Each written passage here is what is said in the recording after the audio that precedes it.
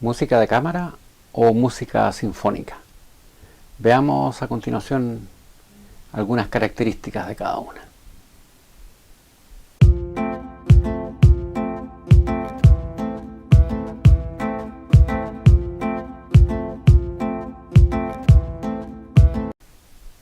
La amplia variedad de música docta hace un poco difícil mencionar compositores, orquestas, pero de alguna manera se puede distinguir. Tratemos de distinguir lo que es música de cámara por una parte versus la música sinfónica. Primero, el elemento que más diferencia es el número de músicos. De cámara es equivalente a de salón. Por lo tanto, la música de cámara está restringida al tamaño del salón en que se va a tocar. Salón en cuanto a cámara. Eso limita la cantidad de músicos a 20, 30. Académicamente se dice 50. Pero depende claramente del espacio que hay para acomodar a los músicos. En ese sentido, una orquesta de cámara sería desde un solista en guitarra, por ejemplo, hasta una agrupación de 20 músicos o 30, depende del espacio que haya. Depende de las salas que tenga cada país, cada comuna, ¿no es cierto?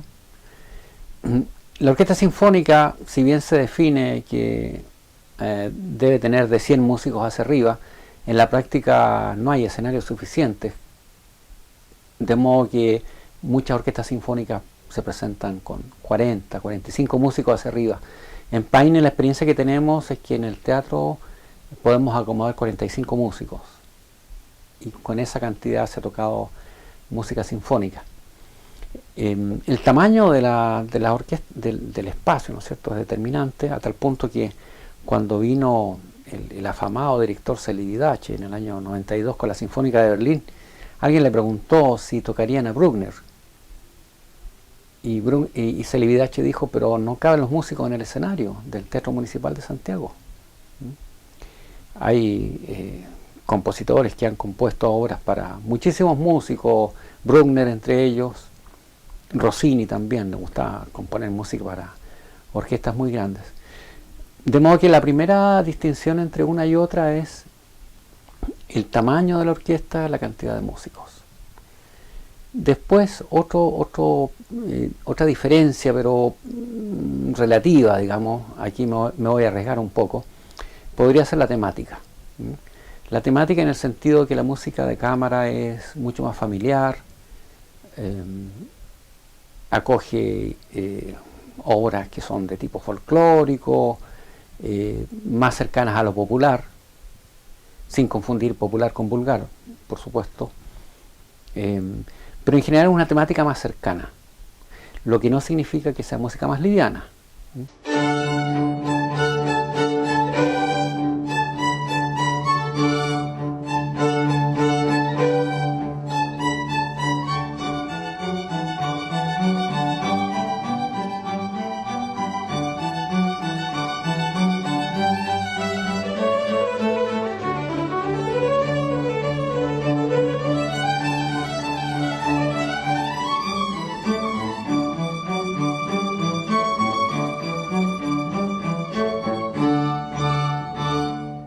Y hablando de orquestas chilenas, a mí me parece que la orquesta chilena Ensemble Bartók ha sido una de las más destacadas, liderada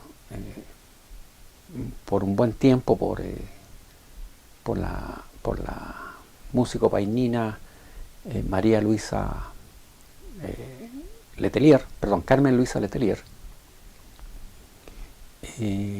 Y en el último tiempo por Valent George, quien lamentablemente desapareció el año pasado. Entonces, eso respecto a la orquesta de cámara en cuanto a contenidos, un poco más familiar, un poco más cercana.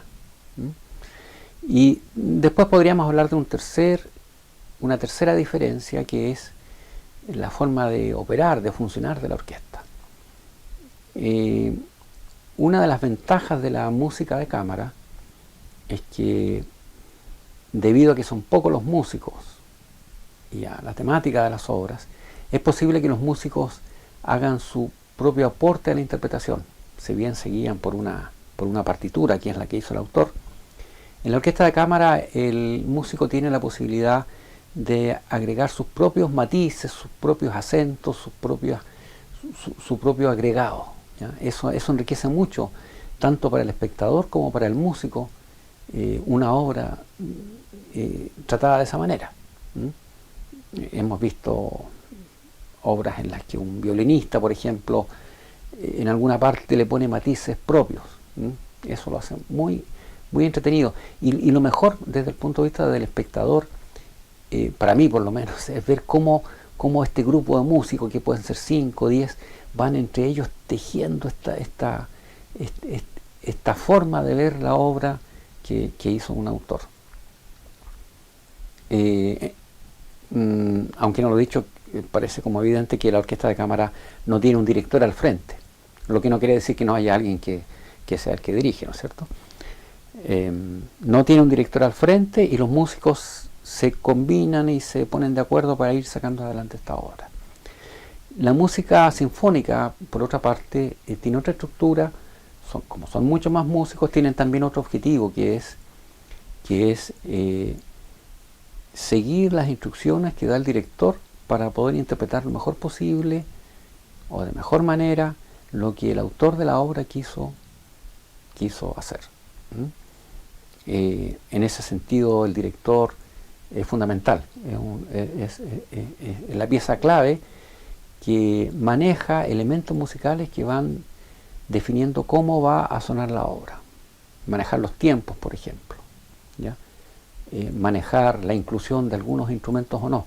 Y en general el director es el que dice cómo se va a tocar una obra y el resto de los músicos lo siguen. En ese sentido no hay tanta interacción o tanta contribución individual como en la música de cámara. Las temáticas también son un poco diferentes, apuntan más a lo universal. Vemos, por ejemplo, en Beethoven la hermandad de los hombres, vemos en Bruckner la búsqueda espiritual, y en general son obras de mayor magnitud, ¿ya? Entonces, con esas tres características, tamaño, temática y forma de funcionar, se podría ya estar haciendo una buena definición de las diferencias entre música de cámara y música sinfónica. Hay muchos aspectos más, la música es muy variada, hay muchos autores, muchos estilos, de modo que esta ha sido solamente una aproximación para tener una idea para comenzar.